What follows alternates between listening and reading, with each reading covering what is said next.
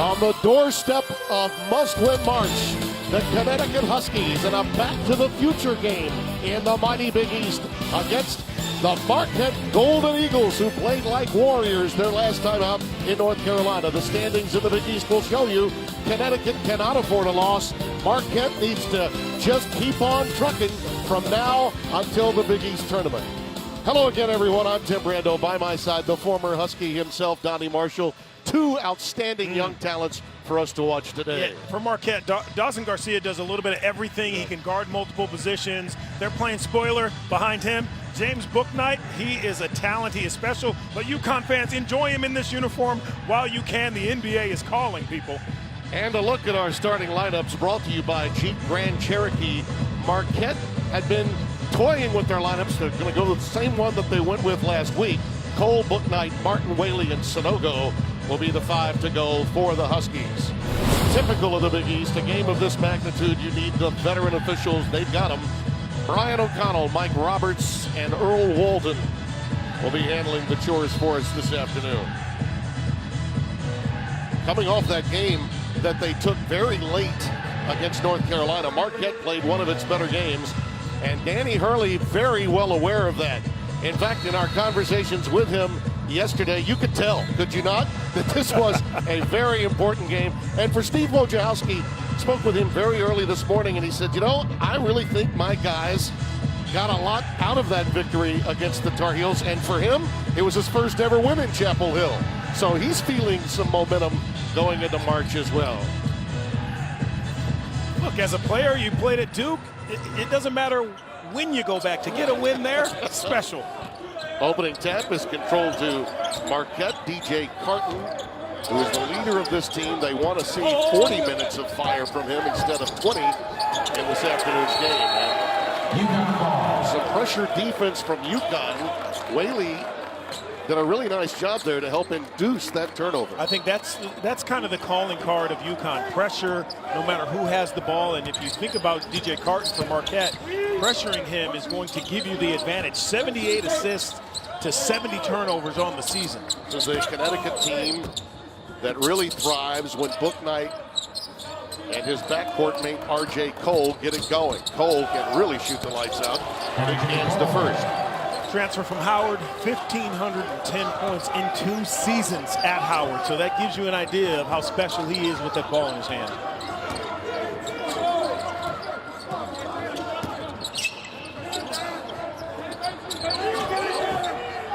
Elliott looking to drop it down low to Garcia. He pops back out. Theo John played in some foul difficulty the other night, but managed to be a vital cog in that victory at North Carolina. Carton comes up dry. Here's Martin all the way to the rack. And that's going to be an offensive foul. Player control as Carton gets the player control. Well, with or without Bouknight, it definitely, Donnie, makes a difference. Well, you understand how special he is. I mean, he can score, as they say, at every level. Still trying to figure out, you know, what his body is giving him. Only but 9 games so far this season, coming off of that injury. So, you know, this is a guy who's trying to figure out, okay, do I want to be here? Do I want to be in the NBA? You know, what's my body going to allow me to do? So a lot going on with Bouknight. Well, not bad to see a post-up move by Carton early in the game. He doesn't get it to go, and here's Bouknight the other way. This is where he's really good, Tim, is he kind of makes you play at his pace. You know, he's never really in a hurry, never out of control. Cole this time throws up a boulder off the glass, and Carton reels it in. Yeah, you talked to Hurley about Carton. I don't know if it's because he's a lefty or because he's a point guard or both, but he loves his athleticism. Says he's a very special player. You don't see those a lot. How about the iron kind? Early. That was a shot that hung on the rim for quite a while for Dawson Garcia. And we've got a foul the other way. Dawson Garcia can do it in many ways. You know, this is 6'9", 6'10". And that's a tough matchup for Sanogo to run that far. You know, you're as a big, you're thinking, okay, they're going to come to me. I stay here, I body up. But Garcia will be inside, he'll be outside, and he will also guard multiple positions as well.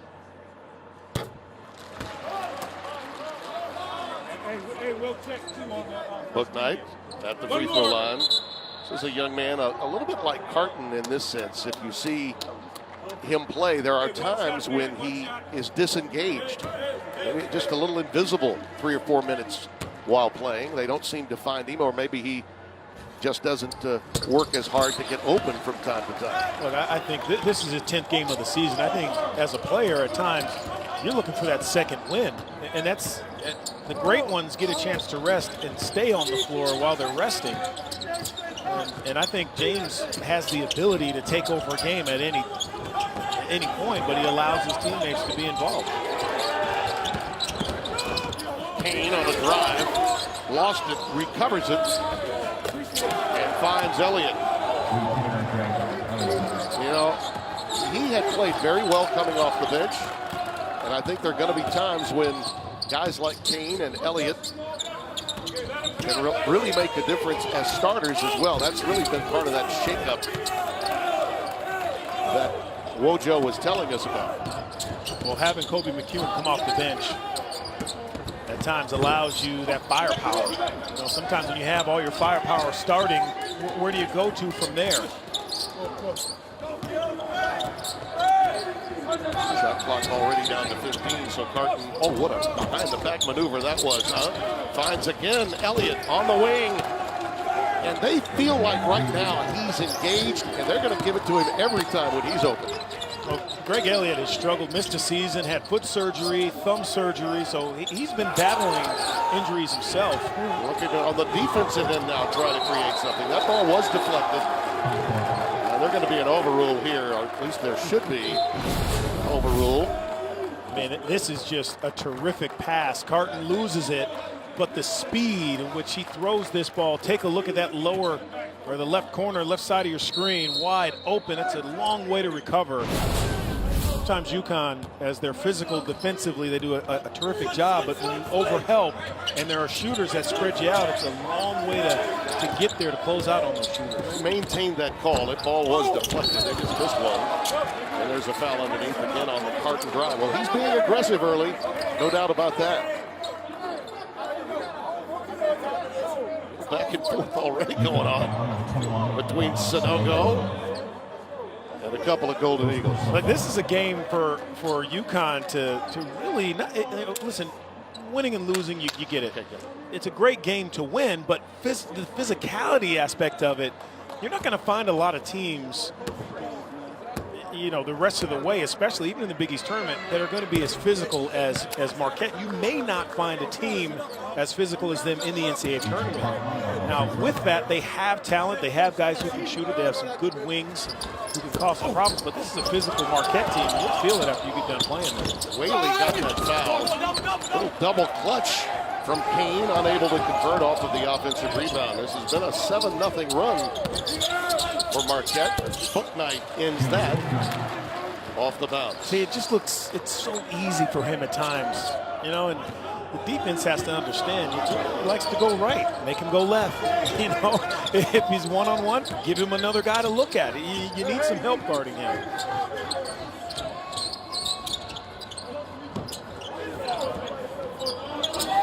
Are you liking what you're seeing from Carton in terms of his aggression early on?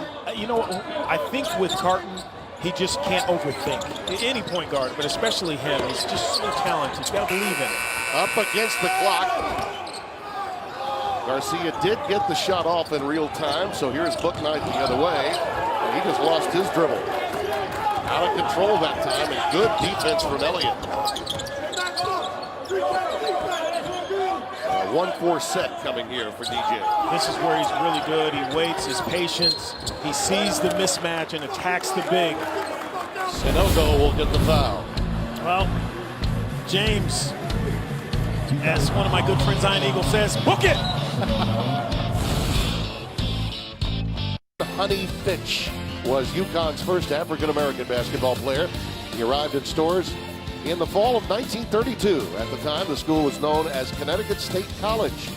Fitch was declared most outstanding varsity athlete on campus in March of '33, voted upon by the student body. Our score here in stores, 9-6. The Golden Eagles with the lead. We touched on that win for Wojo for the first time at Chapel Hill at the Dean Dome. Behind 17 from Carton, 24 from Dawson Garcia. Marquette emerged with that 83-70 win. It was only the 18th non-conference loss for the Tar Heels in the 35-year history of the Dean Dome. North Carolina's a big team, so you think about it, you're on the road. If you're Marquette, you got to keep guys on the floor. Theo John, Kane, they were both in some foul trouble late in that game, and guys stepped up. Guys came in off the bench, and you know, when you're playing against a team like North Carolina that big, you have to continue to attack. A lot of times when you don't see that size, you think, all right, I'm not going in there, I'm shooting over the top. And Marquette didn't do that. They attacked and came out with a win. Well, much applause for Roy Williams to reach out on Twitter and ask for a game, and Marquette to oblige. You know, I could see from Wojo's standpoint why you would want to take that trip. Northeastern obliged initially.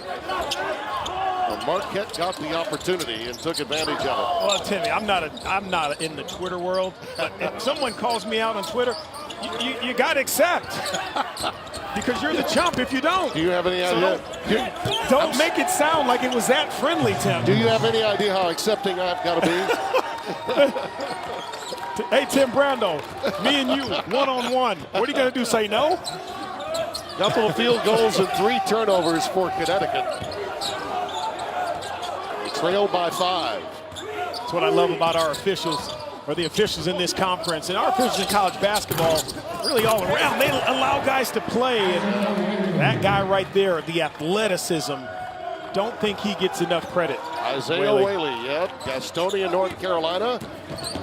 By the way, home to James Worthy, who's celebrating a birthday today. Big game. Yeah, big game, James. Pop out Garcia, beautiful high-low game, and we got a push. Foul will go the other way. Push off that time by Lewis, who's already been heard from.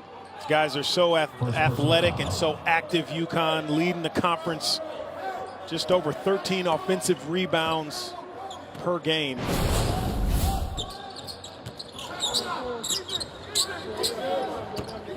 Josh Carlton with the dribble handoff to Bouknight, who gives it up to Cole.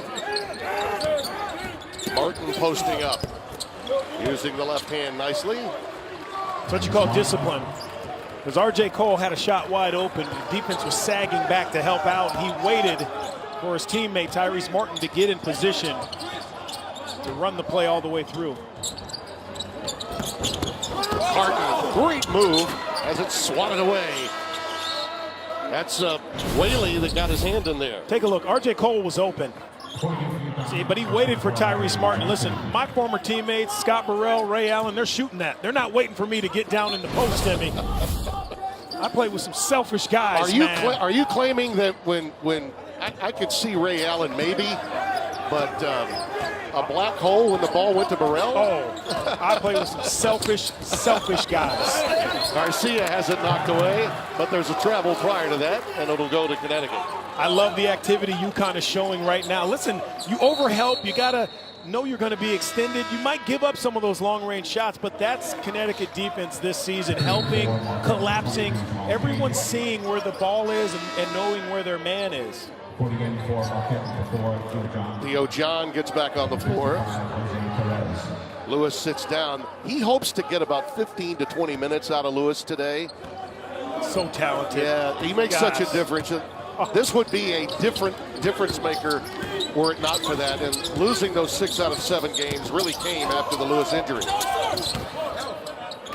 Lost out of bounds. It is returned to Marquette. Well, the Huskies now with Bouknight on the floor. You see Isaiah Whaley checking out. They have gone to Andre Jackson, whom I know you love. Love that kid. Would like to see more playing time for him. Tyrese Martin on the deck along with R.J. Cole and Carlton. I've heard it all about Andre Jackson. Can't shoot it really yet, but you know what? His activity, his athleticism.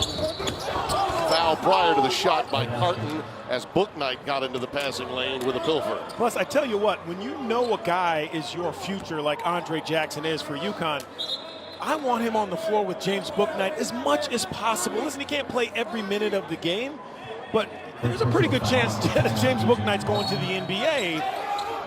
you're giving this kid so much great experience to play with greatness. Wow, a steal off the inbounds. Here comes Kobe McEwen, who's played with a lot of zest when coming off the bench. And he finds Perez, who can't get it to go. Look at Theo John fight for the loose ball. And he's fouled in so doing by Josh Carlton. Jose Perez not waiting. He said, I'm catching this thing. It's going up. I play about 12 minutes a game. I got to make it count. Transfer from Gardner-Webb. He scored almost 870 points in his career there 2 seasons at Gardner-Webb. That's just 2 big boys down low. Big East basketball. Carlton stays with it against Jackson. But he was looking for a whistle, didn't get it. Gaffney brings it down the floor. Gives it up to Bouknight. Oh, how about the hang time? Bouknight keeping it high. That was a beautiful, beautiful maneuver. Theo John got a piece of this. They're calling a goaltend, which is the right call. But he just doesn't wait. You know, McEwen has to know if you're not up in the passing lane in between, you got to back off because he gets a full head of steam going. Well, it's too late. I thought he had an and one there, too. You saw a blocking maneuver from one of the officials, but they waved it off, but do count the basket because of the goaltend. See the points in the paint, all with UConn right now.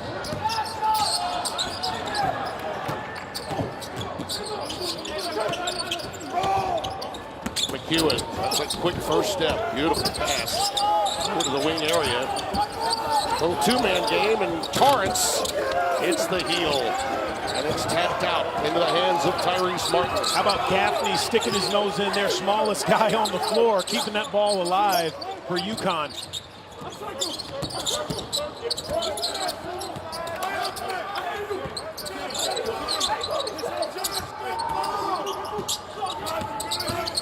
Bouknight getting a little time off the floor. You really do see a difference when he's not out there in terms of the way the ball moves or doesn't move. Timeout.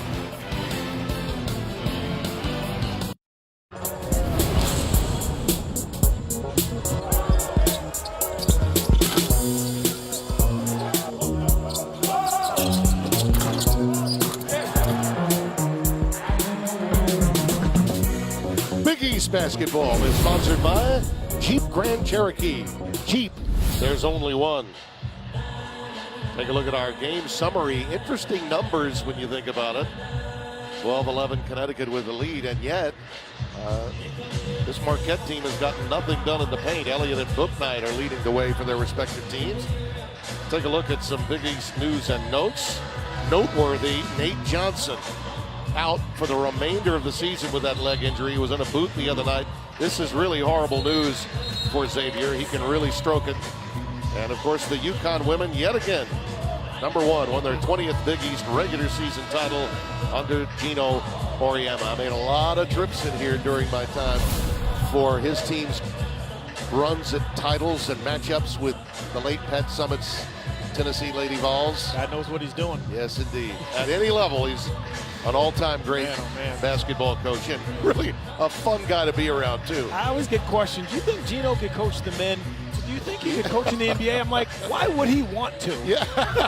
Why would you want that hassle? Yeah. I tell you, he's an amazing, amazing character. It's like I have 3 daughters and 1 son. They're not half as much work, those 3, as that one guy. Yeah, so, you know what?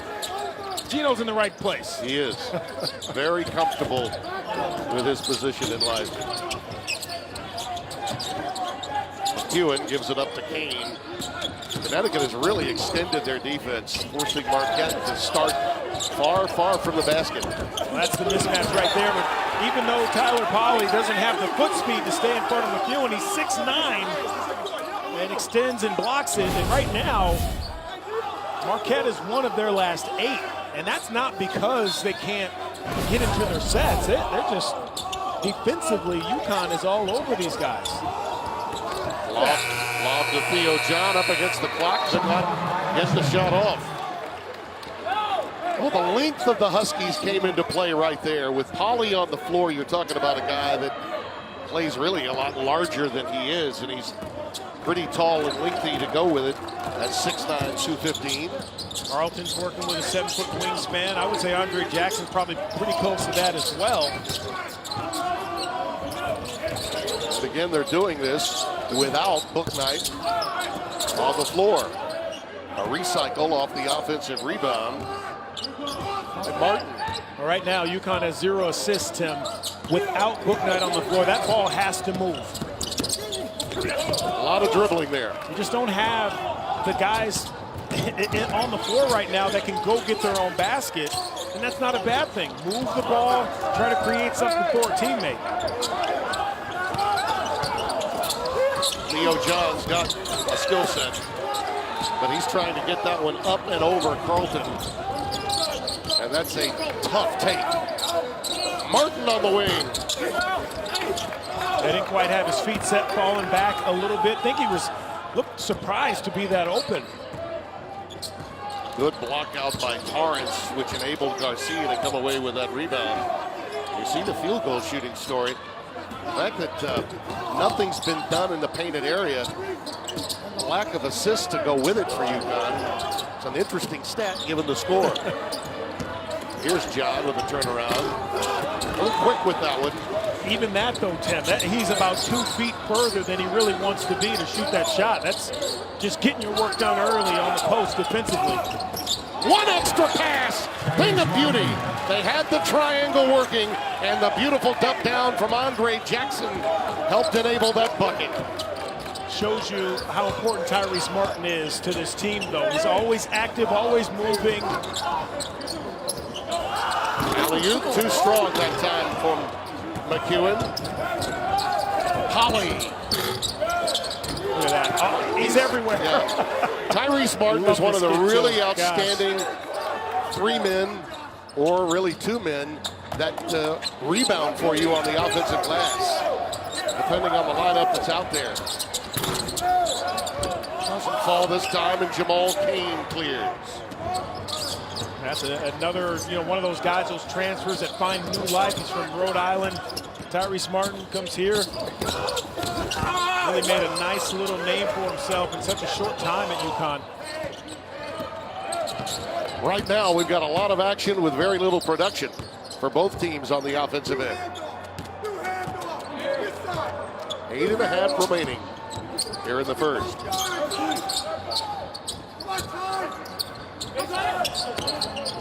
Marquette would like a rock fight.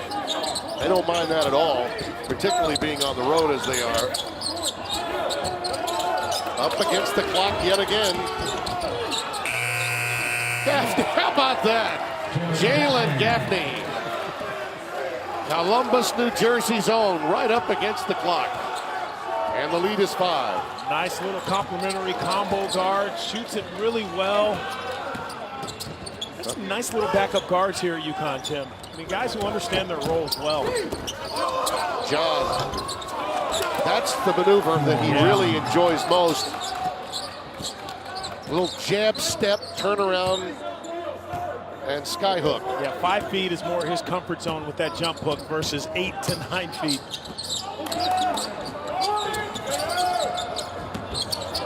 Gaffney. I thought Carlton was passing that. Didn't matter. Martin gets another offensive rebound and will take the garbage hoop as much as anything else. Not as dynamic as the lob, but he'll take it.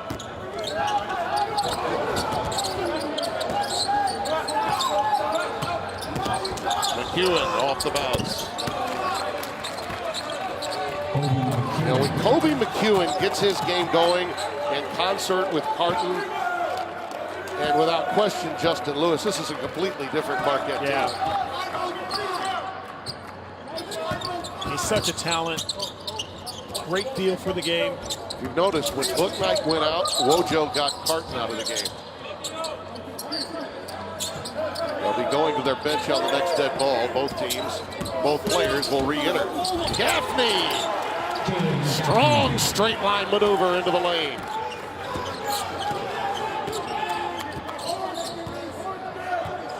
Torrance working with Garcia, McEwen, Cain, and John. And we'll go the other way. How about this when you're up against the clock? Tick-tock, and Gaffney knocks it down.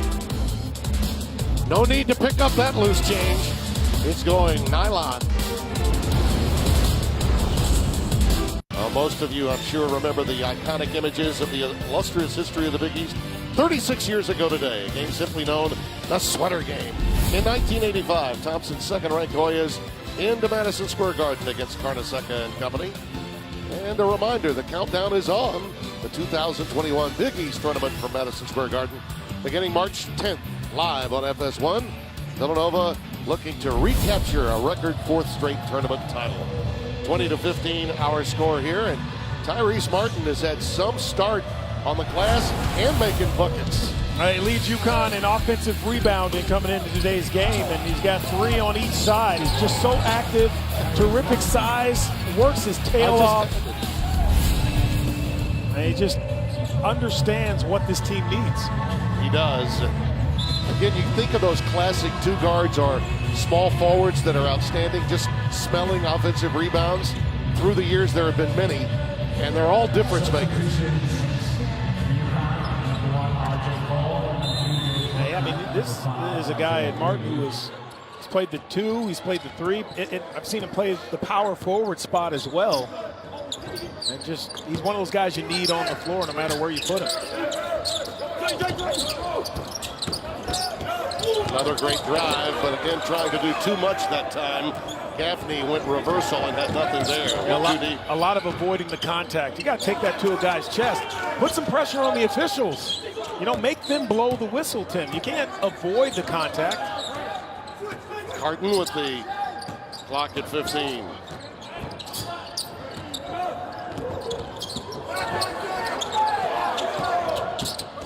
Perez going with a runner that doesn't fall. Nice work on the glass by Lewis. Yeah, that one deflected on the way up. Well, that's Whaley just timing it. Such a wonderful shot blocker. Gives you some space and then goes up and meets you at the peak. Andre Jackson back on the deck.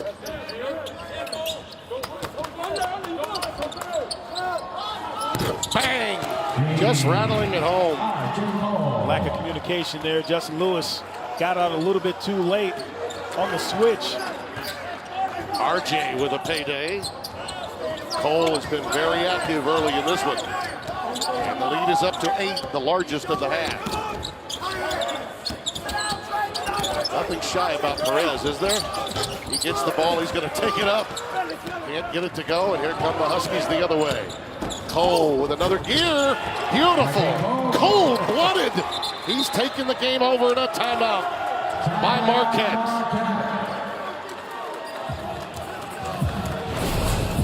UConn knows who they are. Put it in that little guy's hands. The Huskies up 10 here in Stores. I want some of that Brando money. Get him. UConn doing their thing on the defensive end, but also in the paint. They're just so active. Marquette, no communication. Look, just because it's not your guy in your area doesn't mean you can't go put a body on him. That should be the first point in a scouting report when you're playing UConn. Find a body on the glass. Lead of 10, largest first double-digit lead of the game for either team. Theo John goes to the offhand. Patented maneuver of his to make it a 25-17 score. It's a nice call out of the timeout as well by Woj. Slow this thing down a little bit. Interesting because they were noticeably quicker than North Carolina. They're noticeably slower than UConn. Book Knight, not really a factor in the early stages here, has spent quite a bit of time on the pine. Cole can't get that one to go, and the rebound cleared by Kane.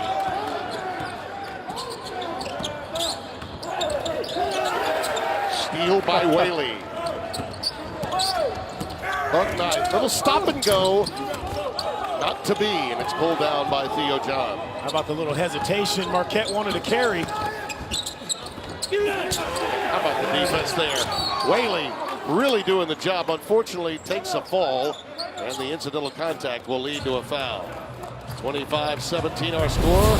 3 and change remaining. A little uptown funk at Connecticut. right now. And look at the Big East teams currently on the line for Mike DeCourcy. I tell you that, Xavier with their loss, you lose players this time of year, it's trouble. We know that. Seton Hall continues to be an enigma a little bit. You just don't know, and maybe it's a matchup thing with them. I will say those top three, full confidence. Well, to hang in there with the Butler loss is saying something. Okay, yes. I mean, it is that they're in there. St. John's in a similar situation could not absorb the same kind of blow, and they got hot earlier in the month of February. And there are some other teams that can work their way in between now and the time we get to Madison Square Garden.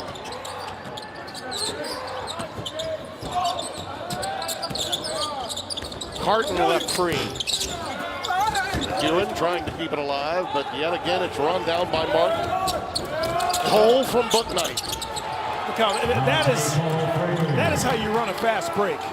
Ball didn't touch the ground. I mean, Bouknight turned, put it down to get his bearings, kick it ahead. It's almost impossible to guard. We're thinking Bob Sr. at St. Anthony's would love to see this, right? That's how you run it. Look at no messing around. Martin catches it, one dribble for Bouknight just to get his bearings, and then R.J. Cole finding the sweet spot. Love this look. Our camera guy's doing an awesome job already today. Look at that. I mean, it's unselfish basketball. It's also knowledge. You just know that even though James Bouknight's your best player, he's going to do what he needs to do to get other guys going. On this end, Whaley got the foul. His second. The lead is 11. Largest of the afternoon. There's a foul by Martin. Trying to check Garcia driving. Well, the remaining schedules of those teams that are hoping to make the NCAAs. St. John's, Seton Hall, and by the way, those are tough games, all of them, and we know how good Providence gets this time of year. And Nate Johnson again out for the remainder of the year. That is a huge blow to the Musketeers, and they'll be coming up next at home against the Creighton Blue Jays right here on Fox. Our colleagues Kevin Kugler and Nick Baugh are standing by to bring you that one. No, the focus has to be what you do well and what you need to do the rest of the way, not the record of the team you're playing. Oh, Jackson with some action. Love this kid, Timmy. I'm telling you. And an offensive foul on the hook. I mean, awareness. Woo! And let me just tell you, this is a kid with great vision, great passing. I think he needs to be on the floor more than 15 minutes a game. But again, I'm not a coach. I just see talent. A top 50 recruit. Syracuse, Maryland, UCLA, all the big boys wanted him. Danny Hurley managed to pick him up. Look, again, he's also trying to work his way back from an injury earlier in the season, so you understand why his minutes may be limited. You'll never coach. You're too impatient. Polly off the ball fake. Knocks it down. And it is all Huskies right now. 8-0 spurt in less than a minute. Garcia counted. That was a big bucket. They needed that one. Talk about talent. Yeah, they were on near first half life support before that bucket. Huskies were ready to blow them out of the building. That's 6'11", stepping out. Nice touch. Bouknight with a jab step maneuver. Drills it. And the thing about James Bouknight is he'll score 6, 8, 10 straight, and you won't realize it. You look up, he's got 15, 16 points. You know, there are times when he'll go to that maneuver, and it does remind me of Kemba Walker. You know, that jump. Sort of a jab step, jump back, and then drill it. That was good defense right there. They got to let him play through that, but you're right, Timmy. This little, he keeps the dribble alive. I think that's the difference. The difference in, Kemba's is, more of a jab step. His was always a step back, and it was just, you knew what he was doing. That's more along the lines, I think, of a Ray Allen. Keeping the dribble alive, keeping it in front of you. The Ray Allen, when he was in college, as you get older, you become more of a shooter. You don't move as well. You're not as mobile. Yeah, I'm finding that out. Yeah, well. Garcia at the free throw line. You never want to compare players, especially to the great ones, you know, that have come through a university, but it's just hard to not do that when you see greatness, you know, when you see great players today. Well, we're in late February, and I recall 2011, no one thought that they could do what they did. And then they went into Madison Square Garden, did it, then followed through and won the NCAA championship. 5 straight days. It was unbelievable to think that that could be accomplished, and they did it. And Bouknight is this generation's Kimba at Connecticut. Jackson giving it up to Polly. See, Jackson will get to the point where he can make that shot with confidence. Wide open, and that's why we say this a lot. There's a reason you're open, and that's probably good scouting there by Marquette. Big defensive sequence here for Marquette to find a way to close this gap before the intermission. Everybody on the deck. Well, R.J. Cole, you always want that Robin to the Batman, and this is UConn's Robin. You forget about him sometimes. Started at Howard, actually went to basketball camps here when Jim Calhoun was coaching back in the day, and maybe that hooked him, brought him back. UConn up, don't go anywhere, folks.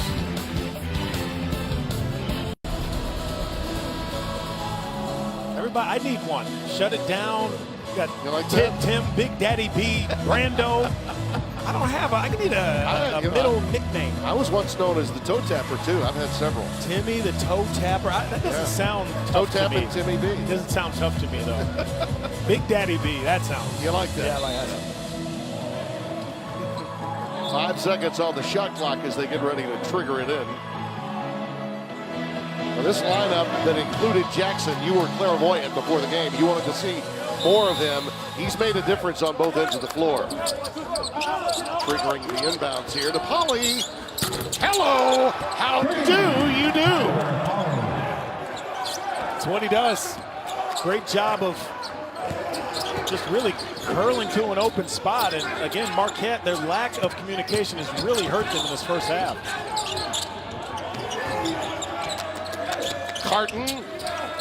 That was under duress. That was a tough shot. Bouknight was with him. Garcia can't get the follow, and Polly pulls it down. They'll hold it for one.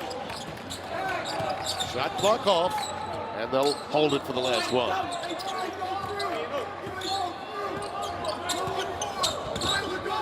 Took control of this game with a huge spurt 6 minutes ago.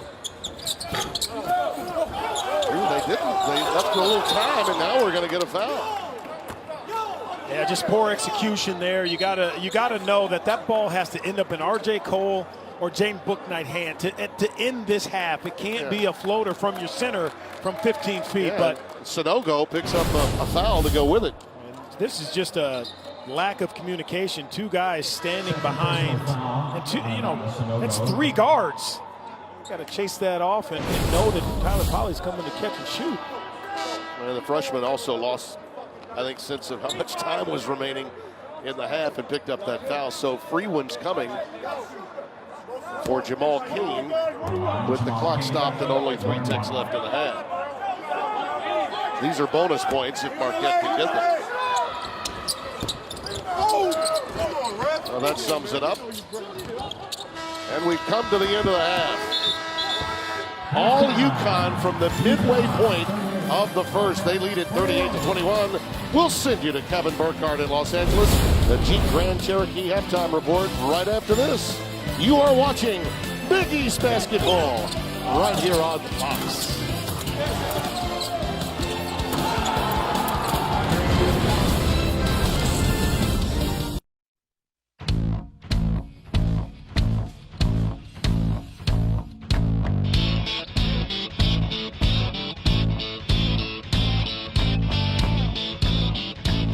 Big East basketball is sponsored by Jeep Grand Cherokee. Jeep, there's only one.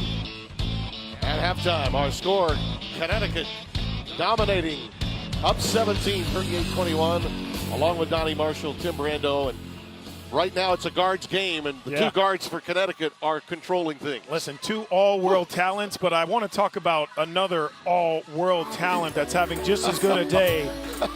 One of my favorite broadcasters, but not only that, one of my favorite people in the entire world, Tim Big Daddy B. Brando. Your birthday, man. I got to be honest with you. We joke about it. Stretch. Yeah, enough about you, more about you, right? Yeah. No, I want to say happy birthday, man. And all the years you've been doing it, you called my games. And now to be able to work with you, and I've done games with you on a couple of your birthdays you now. Have, yeah. It means so much to me. Well, and thank you, happy pal. birthday. And, I appreciate that. You know, I don't know what that means for AARP and Medicare and all that, and I don't want to know. But good luck. Let's look at the Jeep Grand Cherokee first half stats. America's saying, please, can we look? Bring the tissue. Yes. Is there any tissue for look Tim? at the turnover story for Marquette. And really, the defense of the three hasn't been there for Wojo's team. Yeah, the communication has been the struggle, Tim. That's been the issue. But not only that, you got to give UConn a lot of credit because they've attacked it. You know, they've taken advantage of what Marquette is lacking.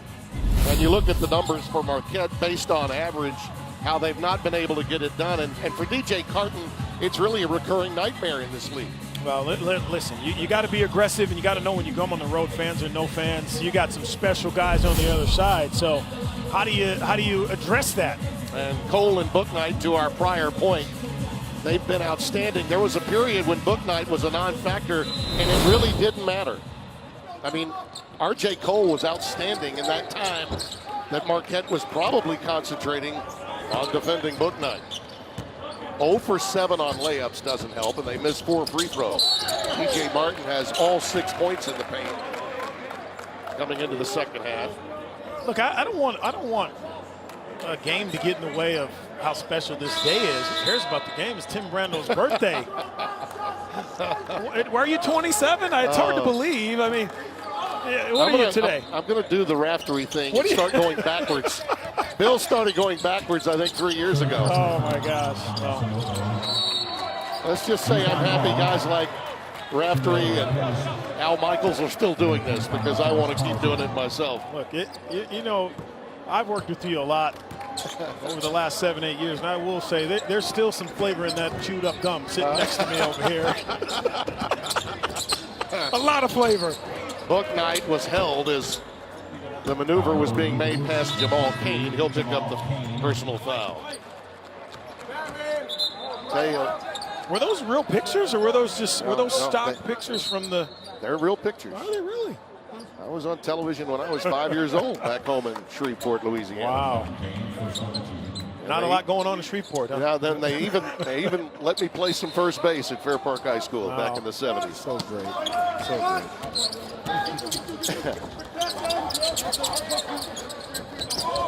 There's the pop out.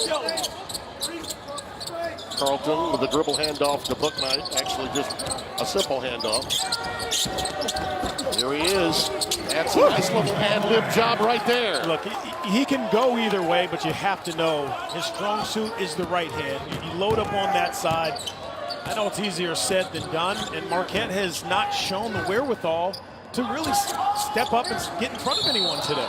There's a bump by Bouknight. Fouling Elliott. I mean, they run this play so he can go that way. You know, and Carlton stays in there, but the ball handling ability is what really hurts you defensively. You expect most guys 1, 2, 3 dribbles. He's putting it down 4 or 5 times. You can't stay in front.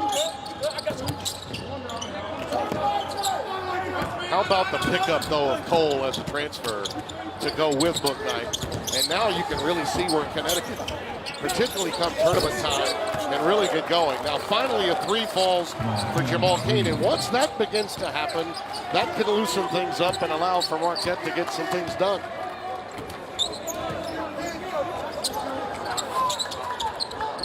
Reached a point in the season where teams that are just inside the bubble can't afford bad losses, particularly at home. Cole, well, he will that one up, count it, and a foul. Strong maneuver.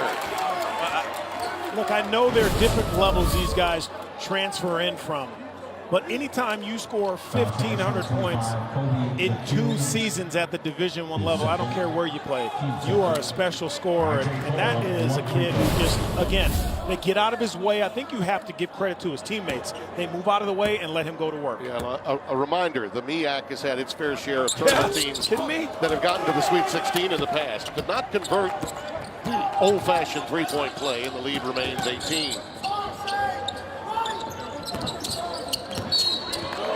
Foul committed by Whaley. You look at the Big East standings, where Connecticut is located. Villanova with a 2-game edge on Creighton. Of course, they're coming up later today. And frankly, when I look at this, the Huskies are in a position, I think, just in terms of the tournament, the Big East tournament, make sure that they can at least get one game in, have that first day off, and then have a chance to play on day 2. That's what they're thinking about. Yeah, I think when you look at that list, the most dangerous team, with all due respect to Villanova, Creighton. Yeah, I think absolutely. Creighton is a team that people don't give them enough credit for defensively. We know they can score the ball. They can play with pace. They're a scary team. McEwen can't get that one to go. And by the way, Creighton did beat Villanova just a few weeks back. We were on hand for that game, and trust me when I tell you, that's a team that Jay Wright really respects. They play not only the way Villanova plays, but they play faster. Don't let Omaha, where they are, don't let that lull you to sleep. That's a great little town, one my favorite in this league. But that team and that coach, boy, good luck. Offensive foul on Elliott. Cole doing a nice job of collecting it. Offensive foul by Greg Elliott. They had about 1,800 fans on hand for that game with Villanova, and it sounded almost like a full building. Yeah, they were loud. By the way, there's a healthy rivalry between Creighton and Xavier, going way back to prior to the Big East days for those two programs. I just think, what Greg McDermott has done there is nothing short of magical. They just need a run in March to the second weekend. That's really the only thing missing with them. John, strong. The ball fake worked, and it looks like Carlton injured his ankle when coming down. Yep. Yeah, they're going to have to help him off. That second ball fake got him up in the air. Right there. Yeah, it was how he came down after that second jump on Theo John's foot. And think about it, this is a guy, Carlton, who plays 12, 13 minutes a game, but any little disruption this time of year in terms of guys being injured or out, now you got to rely on someone else who may not have played as much. So hope he's okay, especially the way UConn has been playing. That puts a little bit more pressure moving forward now on Sanogo. The freshman from Mali makes his way back onto the floor. Talented, great touch. There was a time during the season that Danny Hurley said we need to get him more touches, and so hard to stay consistent with that. Cole over Carton. He is feeling it right now. That's the other part of DJ Carton's game too that he will definitely need to pick up. We talk about him offensively and taking care of the ball. You got to stand in there defensively against guys. There's not much of a size difference between those two players. That was rushed a little bit by Garcia. Book Knight over Carton this time. Goes crying off the front iron. And a foul will go against McEwen. And the tournament resume for the Huskies looks pretty good when you think about it, particularly the way they played of late. Their next games coming up are going to be very important for them, though. They can't afford a bad loss. Yeah, across the board, though, this is one of the most athletic teams UConn has had in recent memory. Yeah, and let's face it, their only struggles really were with Book Knight out, and the committee takes that into consideration. Sanogo, not there. Martin kept that alive. It'll go the other way. Man, he's like a human pogo stick, Tyrese Martin. If it's around the rim, he's the first one to get there.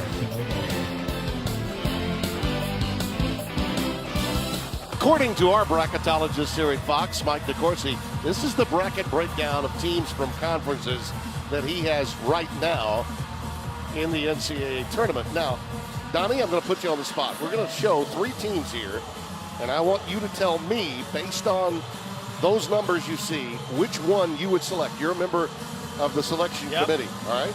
Look, I believe that the NCAA cares about recency bias. I am going with this last team, 7-1, last 8 games, 13-4. I'm going with the Shockers. I'm sticking with them. I really believe it's how you're playing of late. There is such thing as recency bias. Okay, may I give you devil's advocate? Yes. All right. The last 10 games are supposedly a non-factor now. They were when you played. They were when you played, but they de-emphasize it. That's the thing with the tournament. Here's something else to consider. The Ivy League is out of the window. There's an extra at-large spot this year. It's very rarely discussed. And Isaac Brown, by the way, just got the job permanently at Wichita State, so good for him. That is the first African-American Division I head coach in Kansas. So congratulations to him and the Shockers. Talk about, like Creighton, a wonderful basketball community. Wichita, Kansas, one of the greatest spots you'll ever visit come college basketball season. And it's a euphoric feeling. Everyone's feeling good. Continue to keep playing well. That's why I got to go with them. Not even knowing that, I just look at the numbers. Right. And a foul inside. Arjun Cole. Well, remember, the fouls could become significant. Sanogo with 4 fouls. With Carlton hobbling off, it may be that Marquette can load up and go to Theo John and make a difference here. Cook is coming to the game, and he's playing not at his best, and he'll pick up the foul right there. As Carton, without him, they go to Justin Lewis, and he drives to the basket, and we'll get to the free throw line. With Cook, there are certain teams, Donnie, where he can be a real factor. And, of course, in other games, because of matchups, we don't see much of him. He hasn't played a ton. Obviously, dealing with an Achilles tear, it takes you time. Sometimes they say 8 to 10 months. It turns into 18 months. I think he's still dealing with that a little bit, but had him out when they played really well against Xavier. And then minutes kind of went down from there. Whether that was a player thing or a coach thing, you don't know. But right now, you have an opportunity to step in. He's talented. He'll stretch you out. Great length. Well, with Lewis back out there, along with Theo John, and the foul difficulty we mentioned, and no Carlton, it'll be interesting to see if Marquette goes inside when they have the ball.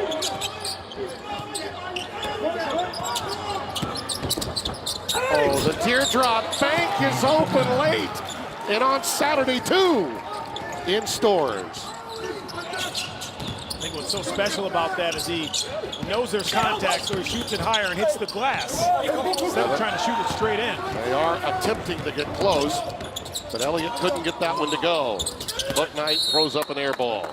It's just the handle that's so hard to stay in front of. Great body control, off the glass, knows he has a little contact coming. Let's throw it a little bit harder, a little higher. That is a professional scorer right there. Indeed. Almost as if he knew he was going to get contact, so he threw it up a little harder. I think he dribbled it out of bounds, Lewis did. And it's interesting because UConn coaches have told James, listen, he crashes the glass, he puts his body out there. They've told him, listen, you got to pull it back a tiny bit. We need you. Don't give your body up. Because of the way he plays, he hits the floor a lot. Most coaches are telling their players, crash the glass, get in there, stick your nose in. Tell you, Donnie, in talking about the tournament circumstances now and watching UConn sort of carve apart this Marquette team as Cole cans another one. How bad does this win for Connecticut, assuming they continue to roll, how bad does this look for North Carolina to have lost at home, still be within the NCAA tournament field? I mean, again, you have to consider all the metrics, whether it's a conference game or not a conference game. Most have North Carolina, and Mike does too, well down in the tournament field as you see Lewis can one. Well, you have to think of it both ways, though, Timmy. How bad does it look for North Carolina? But UConn's a really good team. They so are. Yep. How good is this for UConn to beat Marquette, who handily beat North Carolina? So there's a couple different ways to look at it. As usual, your glass half full, I'm half empty. Yep. Carton pulls down the rebound, pushes it to Lewis.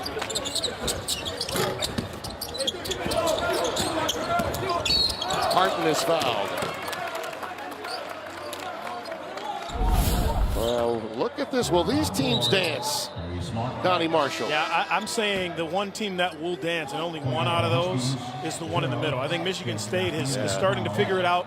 You know, Tom Izzo has shifted the rotation a little bit. He's gone a little bit smaller. That's kind of a old dog, new tricks, if you will, with Izzo. When you're in the Big Ten, you've got what? More opportunities in quad ones. They go out and they beat in back-to-back games, you know, Illinois and Ohio State. And then you follow that up with a chance at Maryland.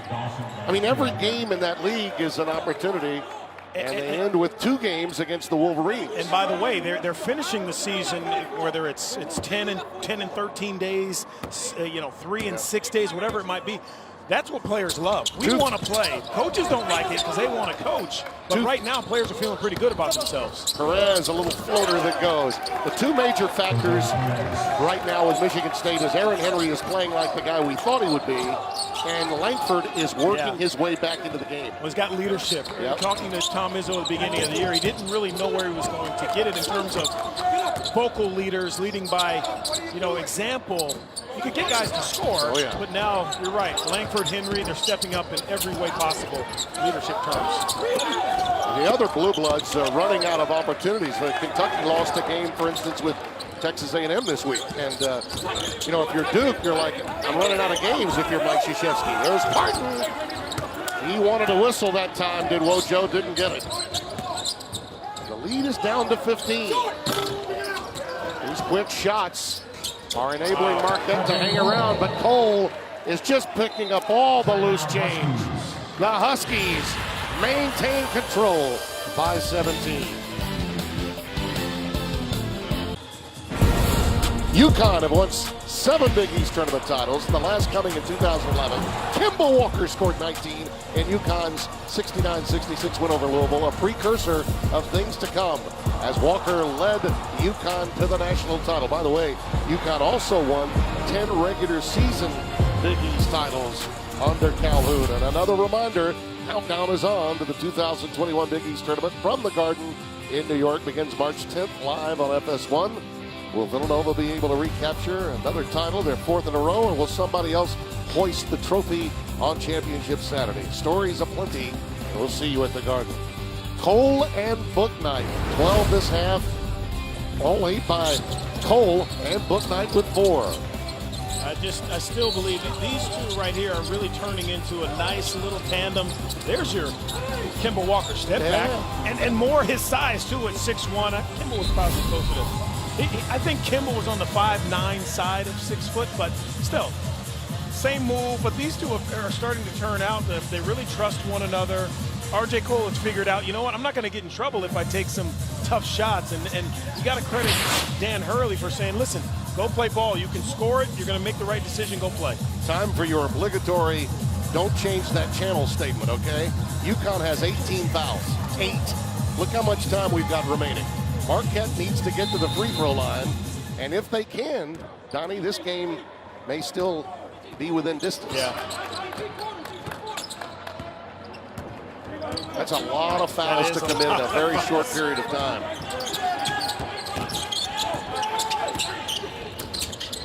Perez with the dump down to Garcia. We haven't seen the best of him today. This may help. This may help. He forced that one up, and again, attacking the interior of UConn. Akuk was on the floor. He's off now. This is a relatively small, by Connecticut standards, lineup. Well, even with Tyler Polley at 6'9", it is a 4-out, 1 in. But Gaffney, Whaley's got to go up stronger, try to dunk that ball. You miss a bunny or 2, and then all of a sudden some conversions on this end, and you got a game again. And a foul again inside as Jackson came over to give help and picked it up. Timeout. 11:36 left.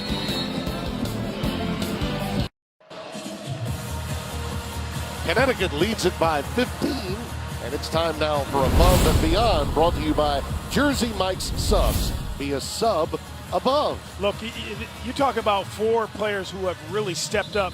Julian Champagny leads the conference in scoring 20 points a game. Christian Bishop leads the conference in field goal percentage, 70.5. Paul Scruggs leads the conference in assists, just over 6 a game. And Nate Watson, walking double-double. He's also top 5 in scoring. So, you talk about guys who are above and beyond. They're doing it for their teams. And Paul Scruggs is one guy that stands out to me because his entire career, I think he's tried to figure out where he fits in that system. Yeah. One coach to the next coach, and now he's really found his niche, a big guard who's been a tremendous facilitator this year for Xavier. Yeah, and with the loss of Johnson, he's going to have to find the next step. He's going to have to find a step beyond where he currently is, and that Musketeers team against Creighton. And by the way, talking about Christian Bishop, okay, he outplayed Jeremiah Robinson Earl in the game with Villanova at home. 70% from the field. He was absolutely scorching the nets. The lead is a baker's dozen with just under 12 to play. Bouknight off the curl. So plenty of time for Marquette. They just have to step up and meet the challenge defensively on Bouknight, even running a couple different guys at him, maybe faking at him a little bit. He's too comfortable right now. Inside, Lewis playing a two-man game with Perez. Now he challenges the defender. Tyler Polley just outmatched, and that lead again precariously where it is. And Donnie, all of those team fouls that have creeped up and the loss of Carlton inside to injury and Sanogo to foul difficulty really gives this Marquette team a puncher's chance. I like Kane on Bouknight. There's a switch now with Lewis. Polley, not to be, and McEwen rips it down. That's what you want if you're Marquette. Tyler Polley trying to beat you off the dribble. Long rebound collected by McEwen. Got to run something good here. Lob inside to Lewis. Oh, he pushed off and got away with one that time against Gaffney. He hit the deck, and it's now an 11-point lead for Connecticut. He got the discard in. Did he? Yeah, he did. Cole. Oh, he's so good. Nothing lukewarm about that cold-blooded shooter.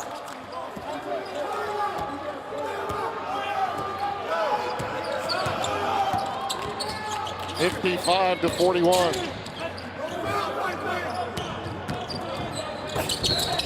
Another foul inside. This one will go against Whaley. All right, Lewis. Bottom of your screen there. I don't know. I think the little guy bounced off of him. There's a little girth for Lewis. From that angle. But R.J. Cole continues to just play with such freedom and just confidence. I will defer to the man that played the game. Okay. Little guys always get the call, man. Every once in a while, you got to let the big boy do his work. This is a little man's world I live in, Tim.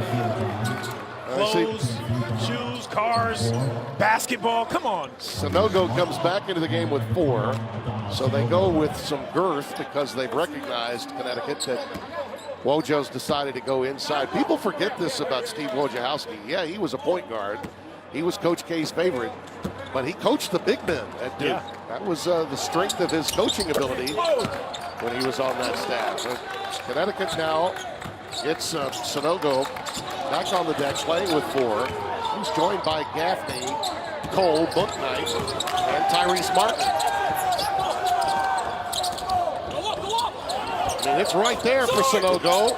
He was hesitant, and Bouknight tipped it back through. Look, when you're 2 feet, you got 2 feet in the paint, and you're big, you should never need a teammate to say, go up, go up. But that's exactly what happened. You got to have confidence. Oh, the iron unkind to Garcia. Out to McEwen.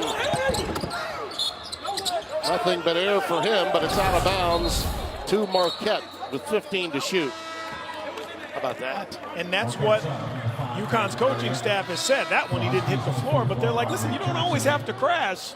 They're trying to protect their star, but sometimes some players just have a knack for being, they're ball friendly. They know where the ball is. They're always around it. R.J. Cole and Bouknight have all 19 points for Connecticut in this half. Now they do get the foul.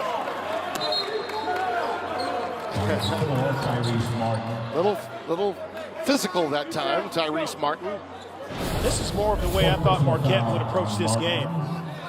Trying to be really physical. I don't see it. I think that was more of a flop than anything else. Didn't see an excessive pull down, but. Well, we're in double bonus time from this point forward. So if they can continue to get the ball inside, Donnie, as you love to say, make the officials make a call. Stop the clock and get to the line and creep back in. Why not put the pressure on them? I know refs like to call games when you don't know they're there. That's a perfectly officiated game, but sometimes as a player, you got to know time, score, what the officials have been doing or not doing. Keep them involved as well. Now, we should mention this is a great trio that we have here today. Generally speaking, these three are going to go deep into the NCAAs. How about that? A little Sano go in the painted area. They didn't have to tell him to go up that time. He had his mind made up.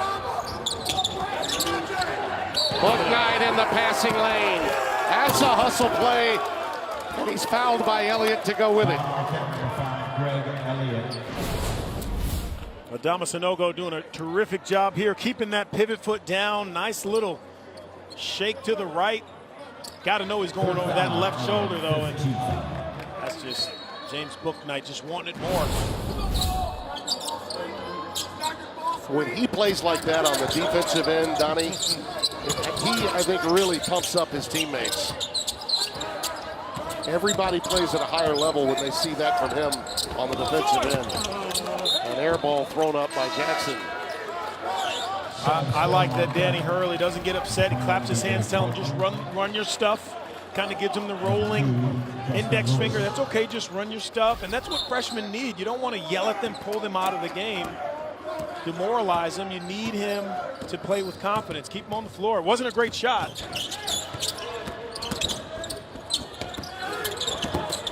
Harden and McEwen working together this time. DJ just unable to get it to go from deep. Hasn't been one of his better performances today, but Cole and Bouknight have had a lot to do with that. Marquette needs to stop right here. Stand your ground down there if you're Lewis. Yeah, no double coming against Sanogo. Travel. Maybe 3 seconds too. Out of bounds with 10 to shoot when we return. 7:37 remaining in Stores.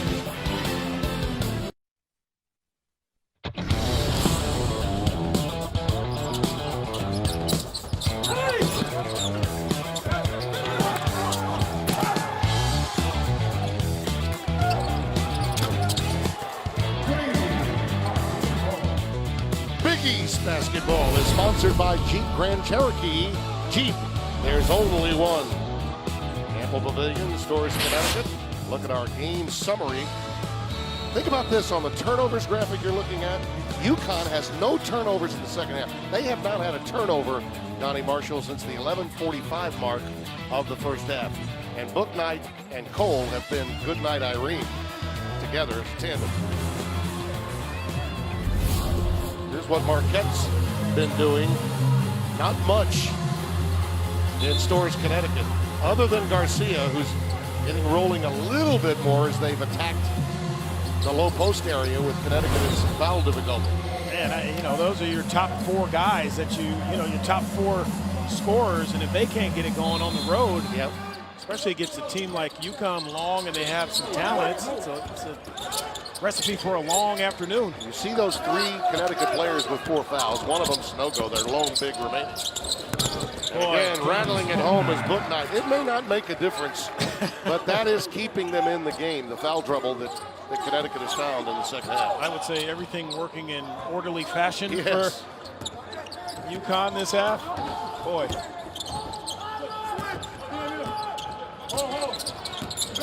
Just another enigmatic performance, really, by DJ Carton today for Marquette. When he takes over games, they're a different team. Loose ball, and it's on the deck. Only 5 on the shot clock with the tie-up. And millions of kids nationwide are without their normal access to sports and play due to COVID-19. That's why Fox Sports and Good Sports are restoring Play for Kids and the programs that serve them through donations of brand new sports equipment. Text PLAY to the number on your screen to help keep kids in the game. On the alternating possession, Connecticut with control of the basketball.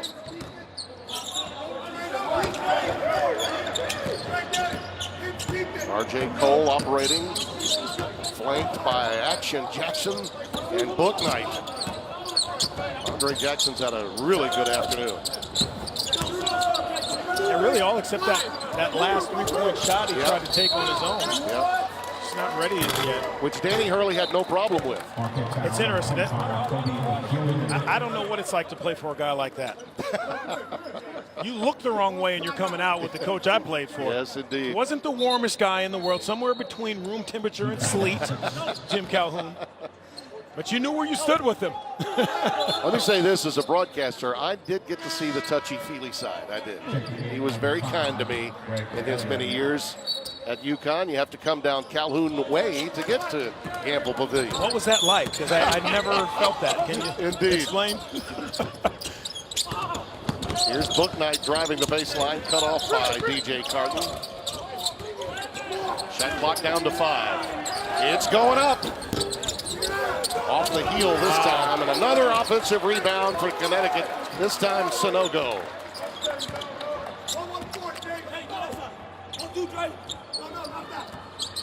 And for the most part, Marquette's done a great job in that aspect. Only 10 offensive rebounds for UConn. I say only because they're right around 14 a game. Booknight lost his dribble, still managed to get the ball on the 10, and the rebound cleared to Elliott. Carton from downtown. Good block out by Jackson. I think Elliott should have gone up. They were scrambling. He should have shot that ball. He was right under the basket. Calhoun has won 3 of the 4 national championships for the Huskies. He's one of those guys that just won't stop coaching either. Not enough golf to be played. Now it's St. Joe's College at the Division II level, right up the road from here. Memories, I'm sure, of Jody Ambrosia come to mind, voicing some of those games, and a longtime radio voice of the Connecticut Huskies. Yeah, he was awesome. Both those guys. I mean, sometimes when it's just in you, you don't know what you're going to do. Coach Calhoun tried to do what we're doing. Yeah. Didn't work out. So he said, you know what? I'll go back to coach. Those descriptive adjectives you were talking about as a head coach were not allowed in our business. That's what I mean. It didn't work out. You can't talk like that on the air. No, he enjoyed it, though. He liked just being around the game. And you know what? To listen to him. I loved listening to him. Yeah. I did. On the dribble drive, Torrance. Nice work. Marquette finds a way to get it into the bucket. 5.5 left. The lead is 16.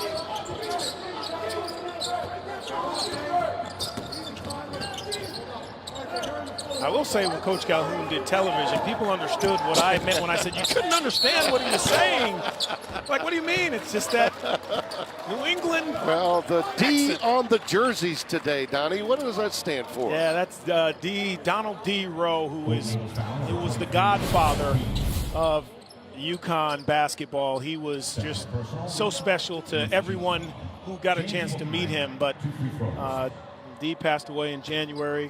And what a great man. Gosh. He influenced so many people. Jim Valvano could not stop talking about D. Rowe, and Bob Stack, big fan of his. His wife Jenny. Yeah, there's his wife Jenny. She was wonderful, amazing. She passed away a few years before as well. But I mean, every time I would see D, I would make sure that I was shaved, clean cut, because he would always remind you got to look the part, kid. Yeah. Got to look the part. Another great player turned coach here at UConn, Tommy Penders. Played back in the 60s. Of course, noteworthy the job he did at Rhode Island and later in Texas and at Fordham as well. Oh, I get a chance to talk to Tom every couple of months and just on the phone with him for 45 minutes to an hour, so much knowledge. Oh, the iron is kind to Jamal Cain. A little touch 'em all.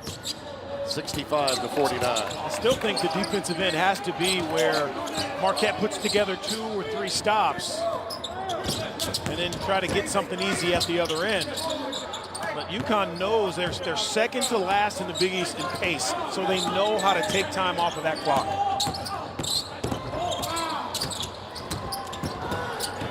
Beautiful dump down. Cole dropping the dime again.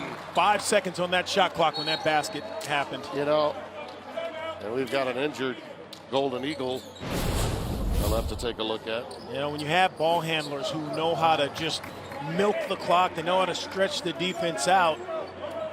Yeah, I hope it looked like he got something in the eye. Jamal Cain maybe gotten a finger in the eye. Hopefully he'll be okay. While we check on him, we'll take a quick break. Stay right where you are.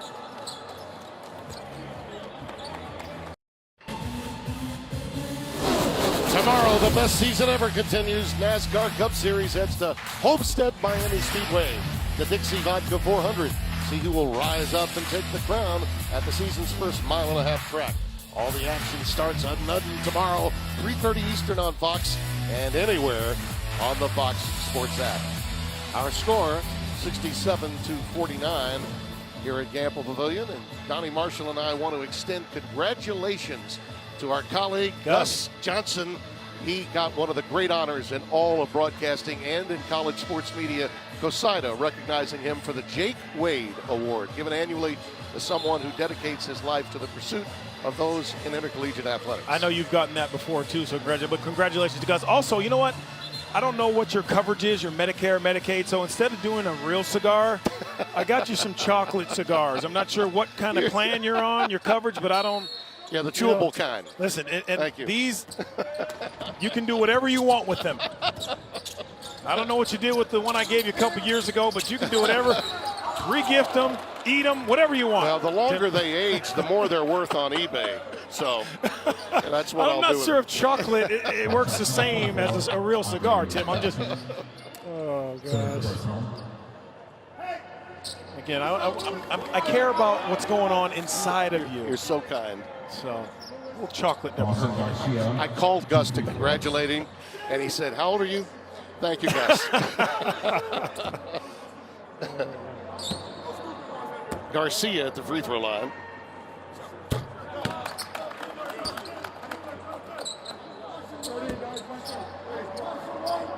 Our esteemed producer, by the way, Steve Shear, is also a recipient of that award. Is that right? Only producer to have won it. Only television producer. Wow. Yeah. So they're just giving it to anybody, is what you're saying, huh? I don't know, Gus. Well, thanks to Steve, I was a worthy candidate the following year. Oh, yeah? There's a quick foul. Take a look at the upcoming schedule for Wojo. And by the way, listen, he knows the story. This is a team that's gone through a very difficult patch. They got to win all their games remaining. They've got DePaul and Xavier, but the big key for them is the second season starts in New York. And by the way, during the COVID season, this could be one of those years where bids are stolen at conference tournaments. Yeah. We could see it across the board in college basketball. And as we mentioned earlier, the Ivy League not playing means there's an additional at-large bid that's out there waiting for folks. You know, and you hear a lot with these teams who are at 500 this time of year, and you say, play the spoiler. That's not what you want to hear as a player. You want to hear, all right, Big East tournament. We got 2 games left. Big East tournament start. Brand new season. Yep. Let's shock the world. You know, you want to keep your guys together. You want to keep them believing that, hey, anything can happen. We've seen it happen before, as we talked about earlier in the broadcast with UConn. Garcia will get the offensive foul. Wojo's not happy with that one. He thought that was a flop. As you look at the upcoming schedule for Connecticut, Seton Hall, as you mentioned, a Jekyll and Hyde team that Coach Willard has right now. But that's a team that I think is really scary in the big tournament. Georgetown will follow that. Team that beat Seton Hall a week ago. And UConn beats Georgetown. Yeah, it's amazing. At their place. So, and by the way, for what Patrick Ewing has had to go through from a roster standpoint the last 2 seasons, I'm amazed that they've been as competitive as they have been. Got to get more bodies in there and hit the recruiting trail again. Here's Cole with a little show and go. Has it knocked away. Here comes McEwen. Leaves it, and a finger roll for Samir Torrance. And lucky he got that to go by Torrance, because he got a guy in the air. Find that contact. You know, every time I'm working with you, I tell people I'm trying to avoid the contact. They're like, no. Yeah, the plexiglass helps now. Yeah, you got to address it. Yeah. Don't avoid the contact. Think about it, 27 minutes of action in the second. They have 23 points, no turnovers for Connecticut. No turnovers in the second half. They have been efficient.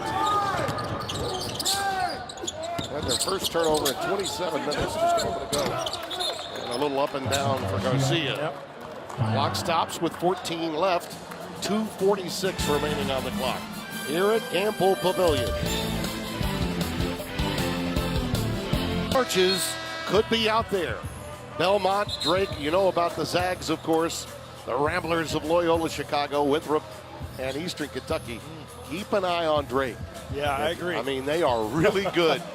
And, you know, when you're playing in that conference, like so many others, you just don't know. It's hard to necessarily get as much video on them. Coaches begin to scurry to try to find out as much information as they possibly can. They had a 30-win team a few years ago at Drake, and they got bounced on a buzzer beater by Western Kentucky. It was back in 2008 that year. Again, this is where UConn knows how to squeeze the ball. They know how to just take as much air out of it as they can. Double dribble. Yeah, I don't know. I think that ball got deflected. I did too. A little bit like the over and back a bit earlier. Yeah, I think there was a hand on this ball as he picks it up. You know, it was, I don't know. I don't think he deliberately put the ball back down on the floor. I will say this. I'm glad that they don't stop and go and look at it until we're under 2 minutes. Yeah. You know, who last touched it, you know, that kind of thing. Well, you talked about it. We have good officials. We do. Really good officials. You got to trust them. Counted on a foul. Justin Lewis.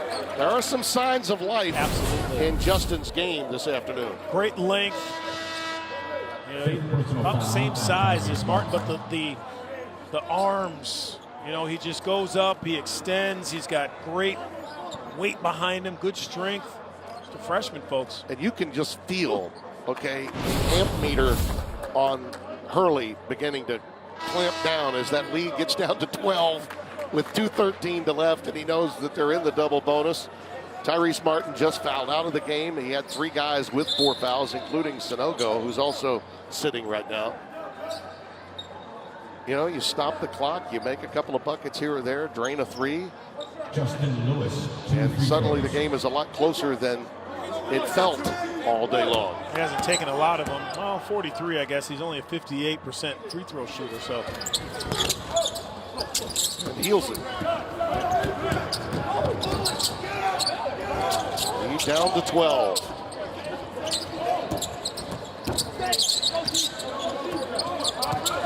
Again, UConn knows how to take time off. Polly. Got it. And the ball movement's just been great.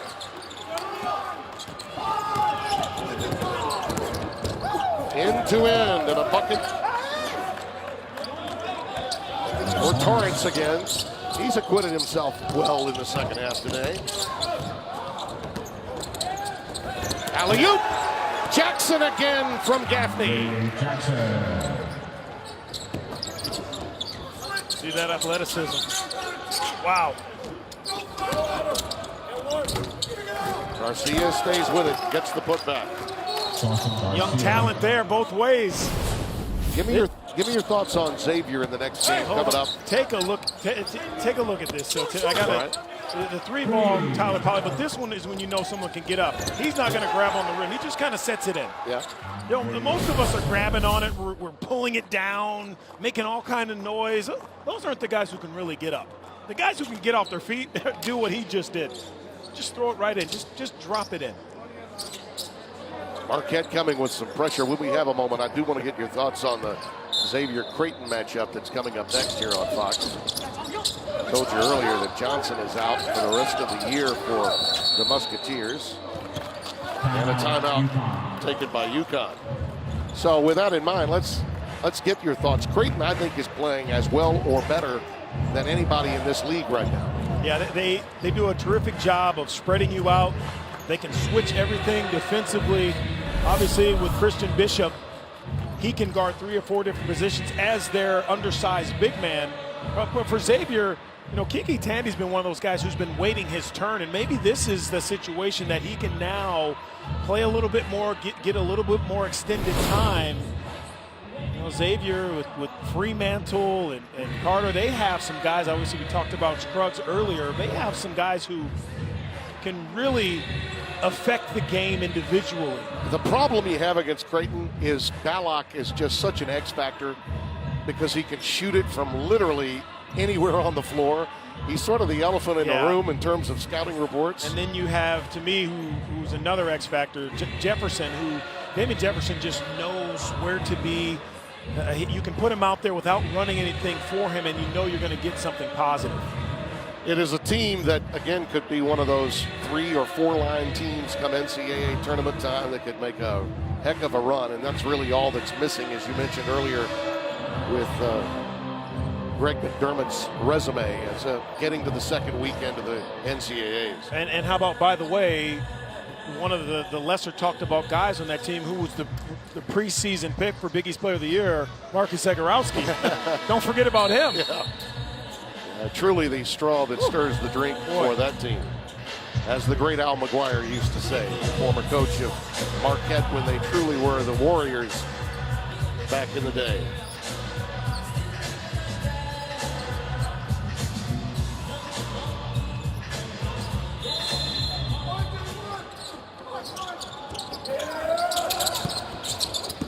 Full court pressure. Quickly up to Bouknight. Oh, subtle slam that time.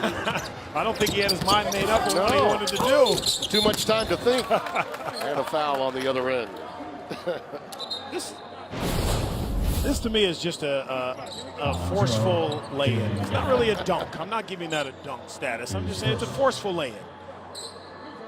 Number 10, Symir Torrance, 2 free throws. People wonder about motivation for a player that tested the waters a year ago, like a guy like Bouknight. Well, here's the truth. If he needs motivation, you're going to move way up in stock if you have a magnificent March. An under-recruited player, played in the same AAU backcourt with Cole Anthony. And really, no one was talking about James Bouknight when they went to see Cole Anthony play. Absolutely. Whaley, at pop-up time, gets an easy bucket. Okay, it's an obvious thing. The longer you play in the college season, the less there are more other teams around you, the more eyes are on you only. Yeah, absolutely. You know, as you get further into the tournament, even the Big East tournament, there are more eyes on those teams towards the end, and that's more exposure. Looks like Dan Hurley has told his team, just hold on to the basketball as long as you can. They'll have to put it up in 7 seconds if they choose to. Oh, the Howard kid. That'll make Gus smile, right? Yes, indeed. The transfer from Howard, R.J. Cole, with a beautiful dime drop to close this one out.